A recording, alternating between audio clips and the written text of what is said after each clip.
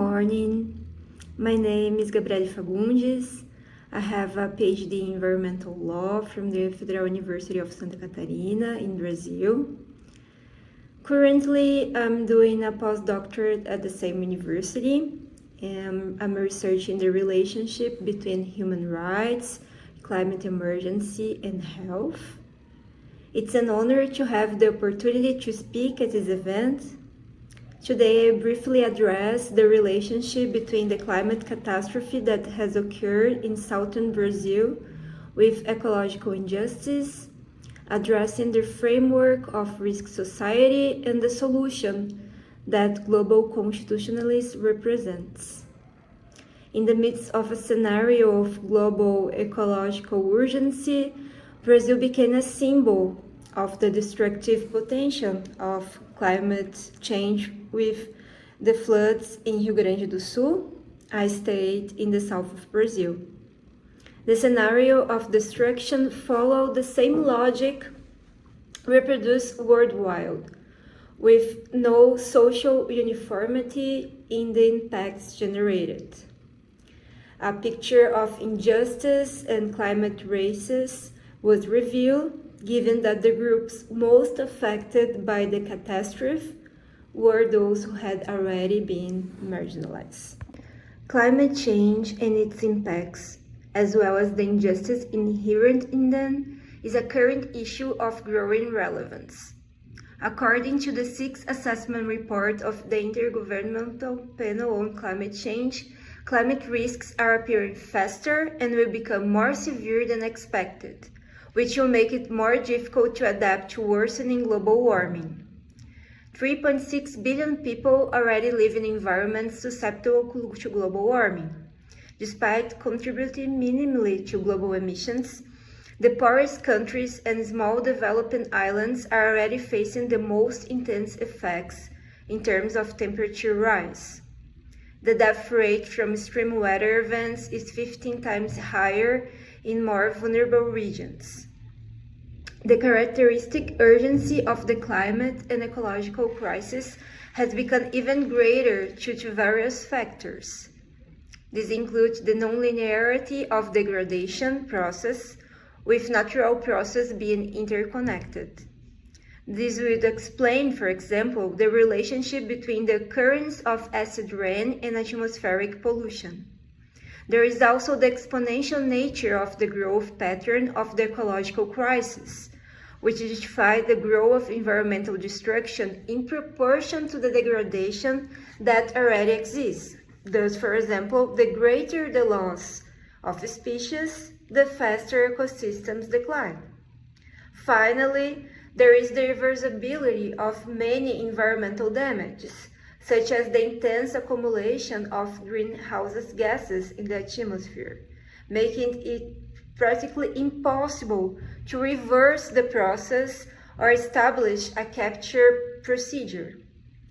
Within this framework of climate urgency, at the end of April and beginning of May, a state in the south of Brazil experienced its most tragic extreme weather event, with heavy rain and flooding. 2.4 million people were affected, more than a fifth of the local population, and more than 4,000 people were left homeless. 173 died and 38 disappeared. There were problems in containing the flood in the state capital, Porto Alegre, with the failure of the floodgate system that was supposed to stop the water from advancing over the city. The health and transportation infrastructure was deeply compromised. In addition to the flooding, there were several landslides and many bridges were overturned by the waters or interrupted due to damage to their structures. Although the recent catastrophe in Rio Grande do Sul stands out in terms of its scale, extreme events have occurred frequently in Brazil. According to a survey carried out by a Brazilian Market and Opinion Research Institute, around 70% of the Brazilian population has had some experience of such events resulting from climate change.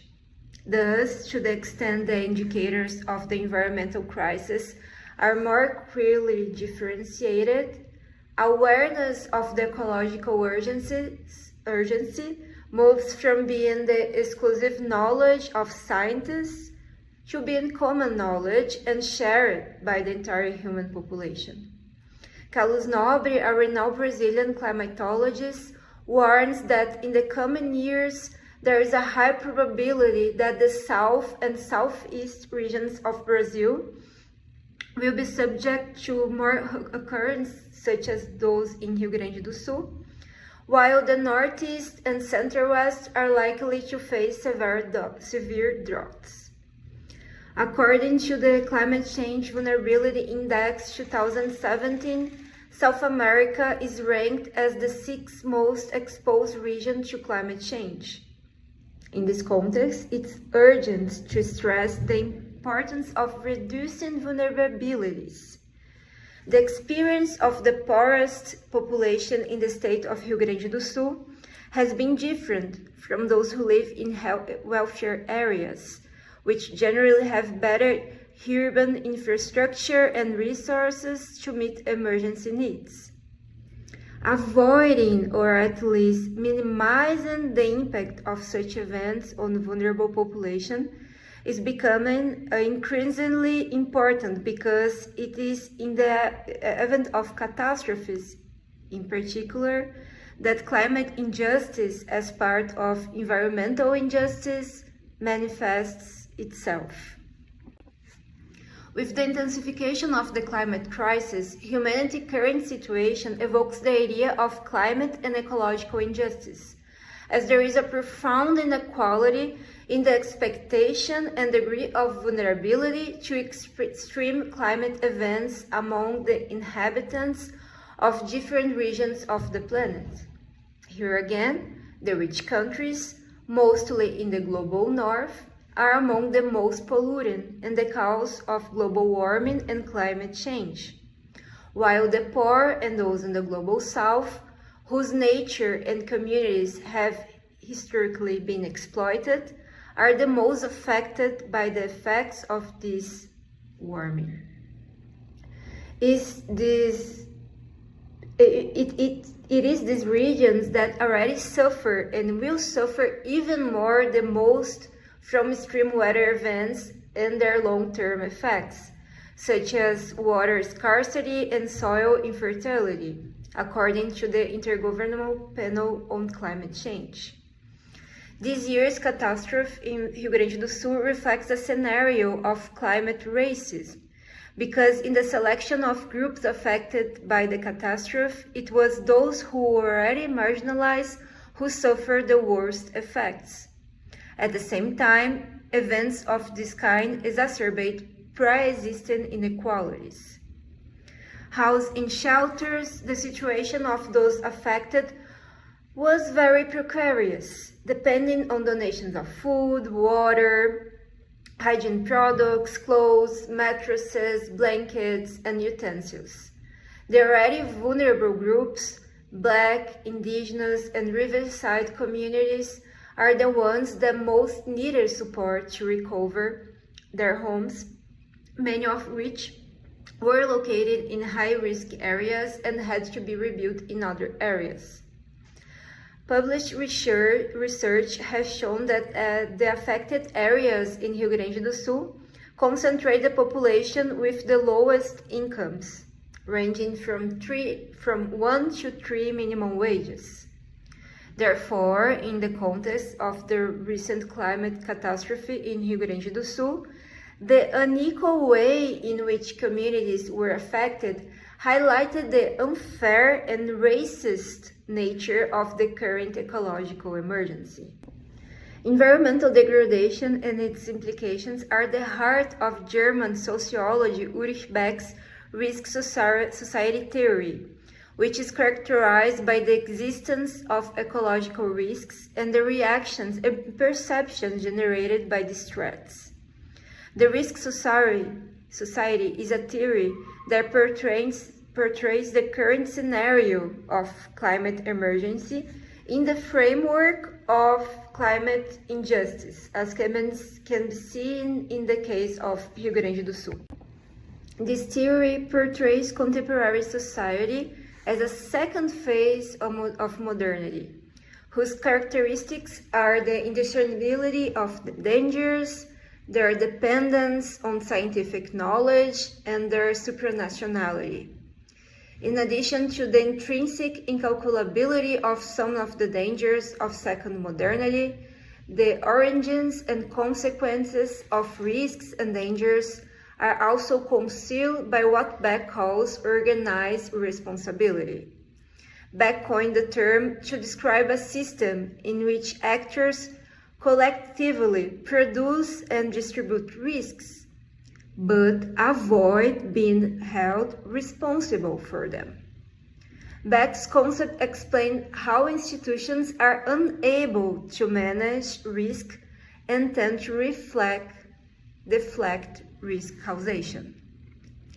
Although the distribution of risks differs from the distribution of wealth, it can be said that it also often occurs according to social class.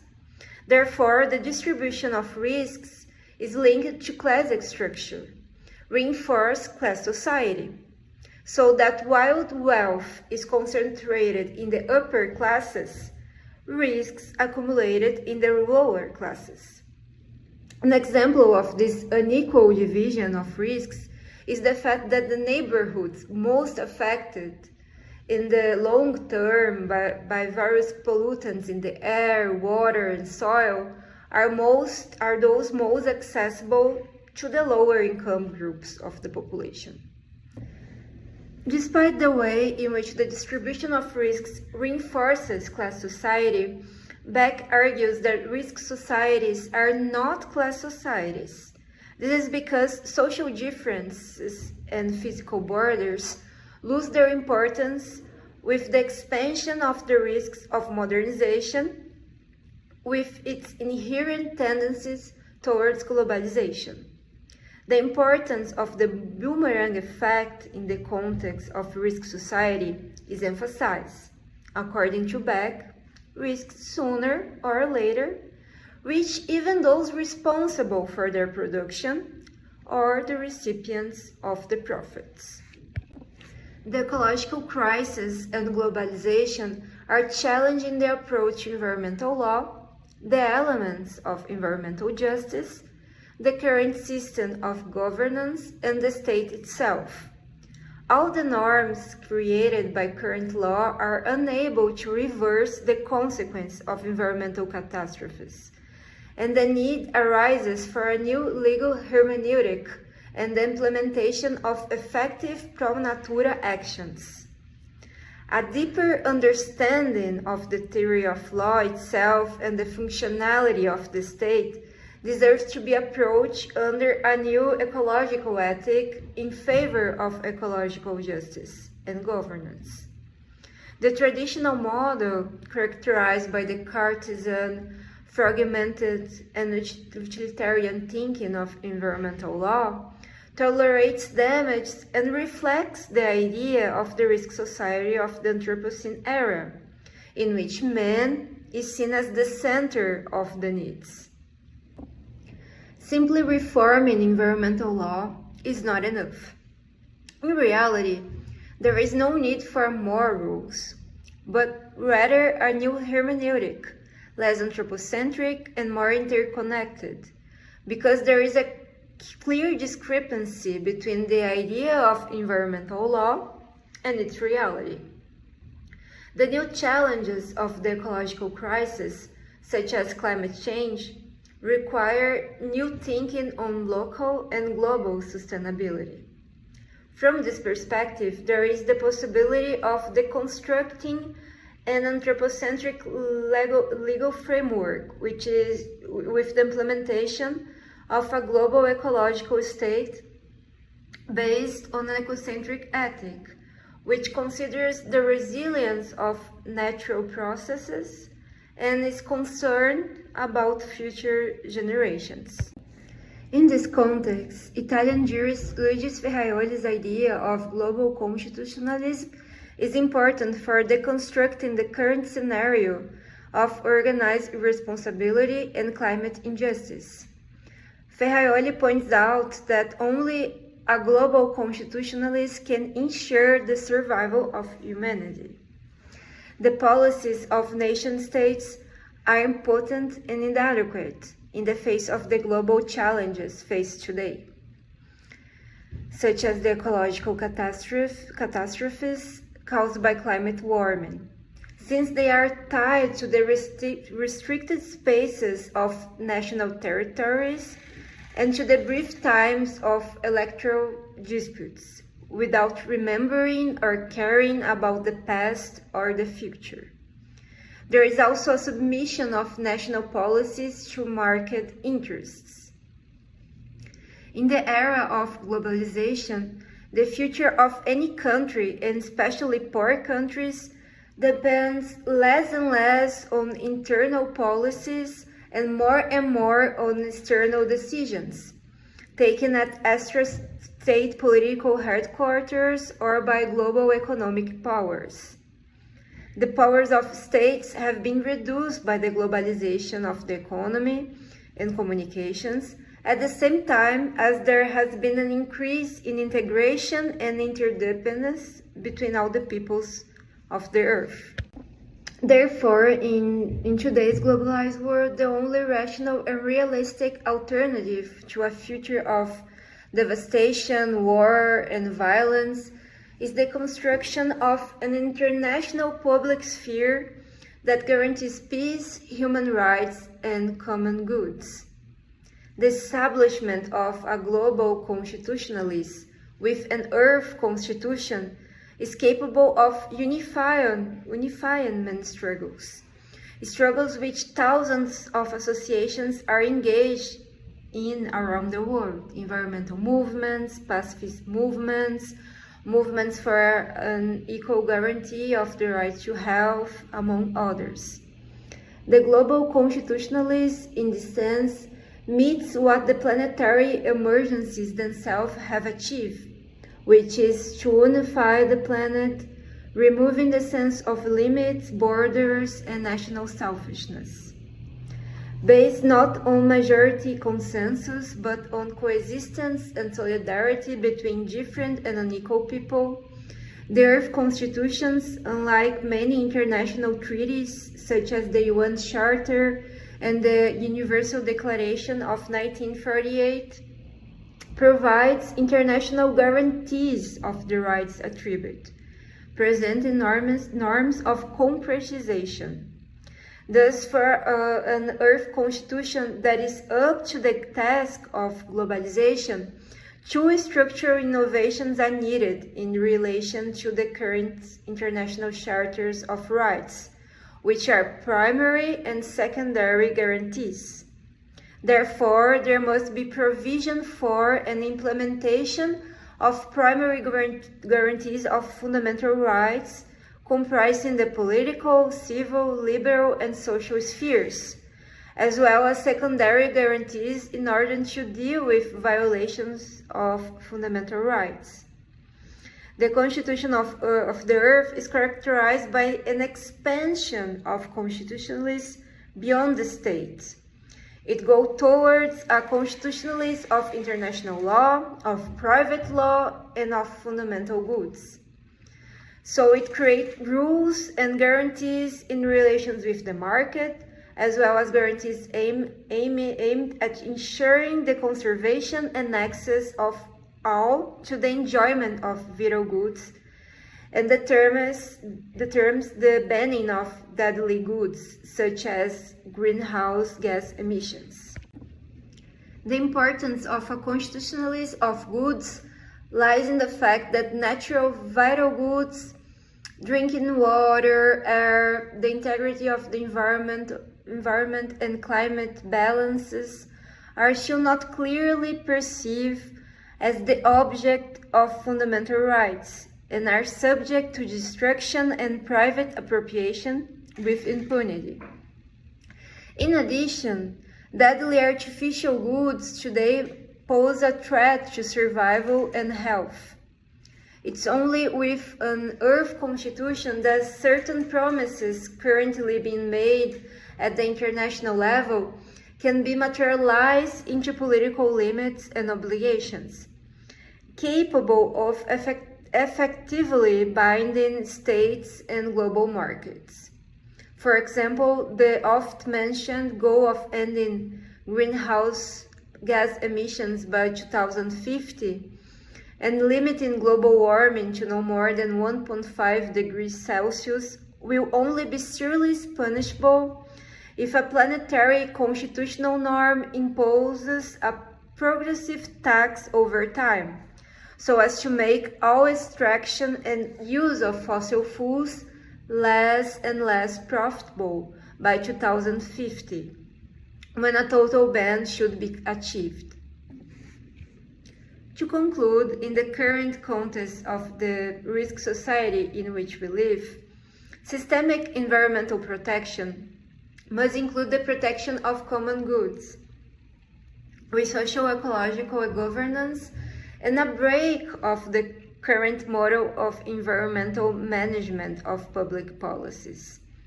We should, as a collective, seek a new agenda of solidarity to the future of life community and the planet, through a new ecological justice in the Anthropocene, which replaces current anthropocentrism and exacerbated capitalism.